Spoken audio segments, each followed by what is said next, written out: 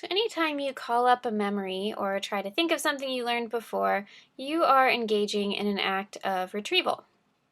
And successful retrieval can depend on your ability to use the cues that are present around you and recognize the association between cues present at encoding and cues present at retrieval. The best types of cues are the associations that form when you're initially encoding, and sometimes you might not even be aware of these things. So for example, priming is the activation of certain associations in memory even though you're not aware of them. For instance, if you were to read a story about rabbits and you saw that word over and over, then if I were to pronounce the word hare later on, you would probably write down hare, H-A-R-E, meaning rabbit, instead of hair, H-A-I-R. The reason being that your memory of rabbit, even though you're not consciously thinking about this story, would prime you or prepare your brain to associate the rabbit definition of hare rather than any other association that might come up from that sound. Another type of retrieval cue involves the context. And this is just the environment in which you encode and in which you take the test. For example, a while ago they did a study where they had scuba divers learn information under the water or on land. And then later they could be tested in the water or on land. And people who learned and were tested in the same place scored better than if they learned in one location and were tested in another. So this is one example of context-dependent memory, which when you're retrieving information, being in the same environment that you encoded that information is really helpful. However, that's not always the case. If you know it's not going to be possible to, say, study in the same room that you take the test in, what you can do is study in multiple places.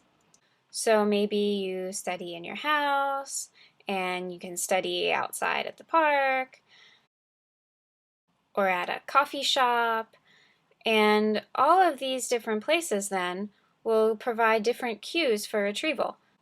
So when you go to take the test in some other location, then you will have not just one set of cues, but multiple. And that'll actually help you, even if you've never studied in this test location before, it'll help you remember more in that new location because of the variety of retrieval cues you've developed by studying in multiple locations. Another type of retrieval cue involves state-dependent memory. So the state can refer to your mood, or it can refer to any other internal state, how you are at the moment. And one type of state could be a state of intoxication. So now just a disclaimer, learning anything drunk is a bad idea because alcohol disrupts storage and encoding processes and all that. But if you do learn something when you're drunk, you'll remember it better the next time you're drunk than if you're sober. And the reason is that being drunk provides an internal retrieval cue to your brain. So the next time you're drunk, it's easier to remember what you encoded in that same previous state. However, learning things sober and retrieving things sober is much, much better for learning. So let's not do that. Other than state of intoxication, your mood can actually be a cue for state-dependent memory too.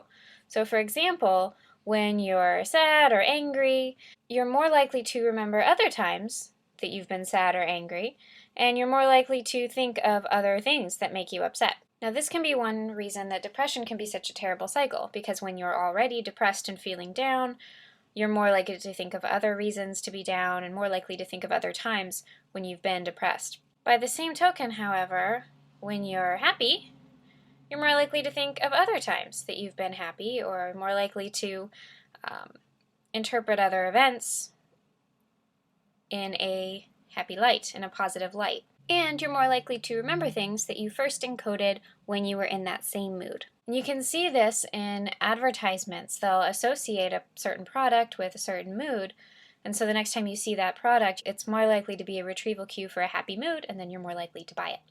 So now you know a little bit about retrieval and the kinds of cues that can either promote or impair your ability to remember something.